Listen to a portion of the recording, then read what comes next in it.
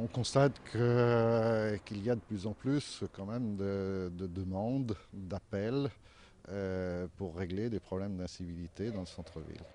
Et c'est pour cette raison que la ville d'Angers vient de mettre en place un service de médiation sociale.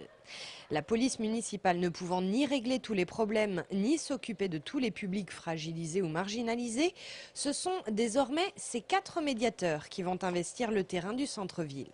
Donc le rôle des médiateurs, c'est d'être présent sur l'espace public, sur le domaine public, notamment au centre-ville, et d'assurer un lien avec toutes les populations qui fréquentent le centre-ville et de pouvoir leur apporter les réponses ou les orienter vers d'autres services. Ils ne font pas à la place d'eux, ils orientent vers les bons services qui peuvent apporter des réponses.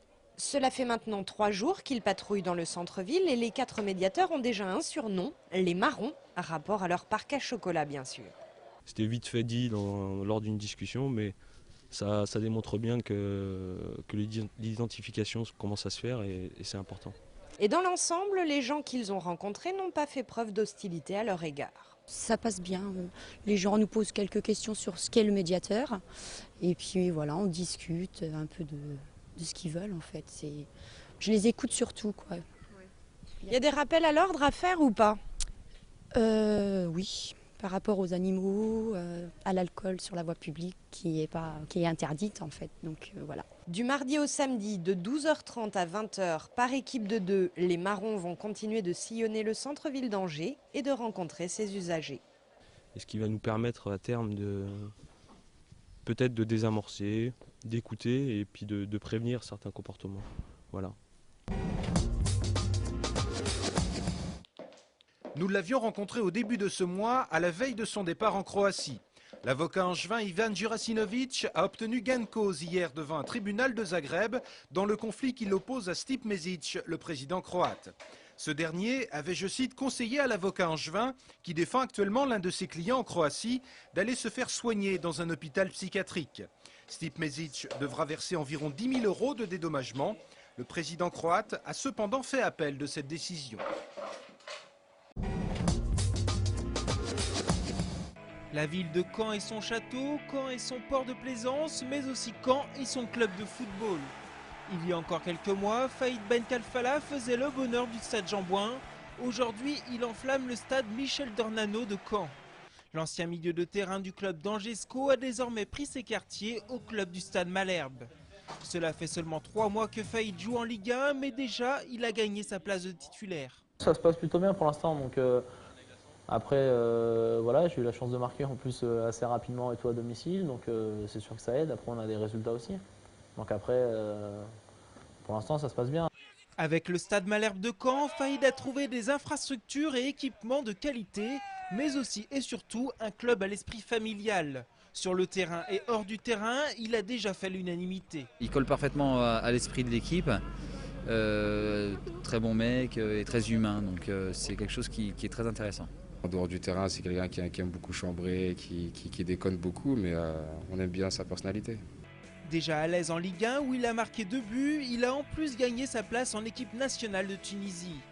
Au fil du temps, Faïd ne cesse de grandir, mais il n'oublie pas d'où il vient et Angers restera quoi qu'il arrive un club important à ses yeux. Pour moi, ce club, je m'en souviendrai toujours et je serai marqué par le club. Si le club avait été en Ligue 1, j'aurais signé 10 ans là-bas, c'est clair et net.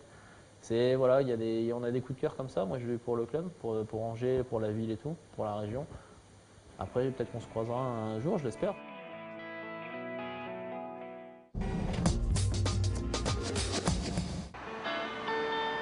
Direction à présent Budapest, en Hongrie. Ce week-end se tenait le premier salon du cheval. La région des Pays de la Loire y avait son propre stand et le cadre noir de Saumur faisait aussi partie du voyage. 20h30 au parc exposition de Budapest samedi dernier. Dans les coulisses, les écuyers et les chevaux du cadre noir s'apprêtent à entrer en scène. Ils sont venus depuis Saumur pour présenter aux Hongrois un spectacle de 2 heures, un condensé de ce qui se fait de mieux dans l'équitation française. On va dire que c'est l'école française avec sa tradition, sa légèreté, sa rigueur également, avec la fameuse phrase du général Lott, « calme en avant droit », qui caractérise bien l'équitation française. Donc nous sommes les ambassadeurs de l'équitation française en Hongrie aujourd'hui. On est sur l'équitation de légèreté, avec des chevaux qui sont des chevaux assez fins, à la différence des chevaux ibériques qui ont, eux, une plus grande propension à reporter du poids vers l'arrière. Et ce sont donc avec des chevaux d'élevage français, avec à la fois la tradition et le sport, puisque l'École nationale d'équitation est tournée également vers le sport. Et d'ailleurs, dans le spectacle ce soir, nous avons au moins 2 tableaux où les chevaux sautent.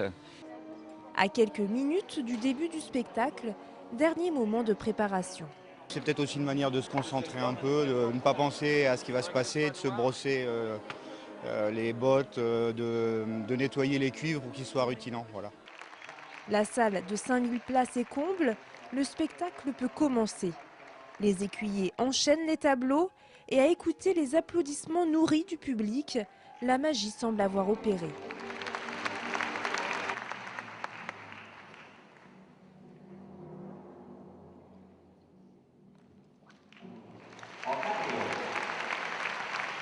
Tout était magnifique, les gens et les chevaux, c'était une harmonie exceptionnelle, et la musique aussi.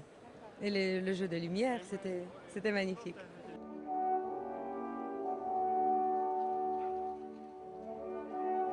Le Cadre Noir a servi ce soir-là de vitrine pour montrer l'excellence de la filière équine dans les Pays de la Loire. Mission accomplie.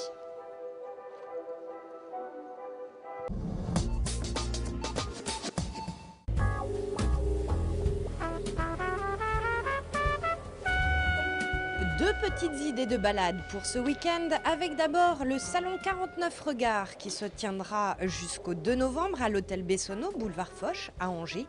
Peinture, sculpture, les œuvres d'artistes confirmés mais aussi de petits nouveaux y sont en ce moment exposés dans toutes leurs couleurs et leur diversité.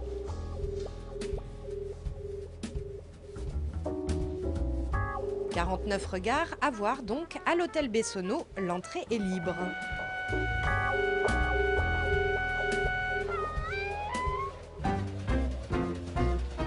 De l'art contemporain, passons aux antiquités. La deuxième idée de sortie de cet agenda, c'est le salon des antiquaires qui aura lieu samedi, dimanche et lundi au Parc des Expositions d'Angers.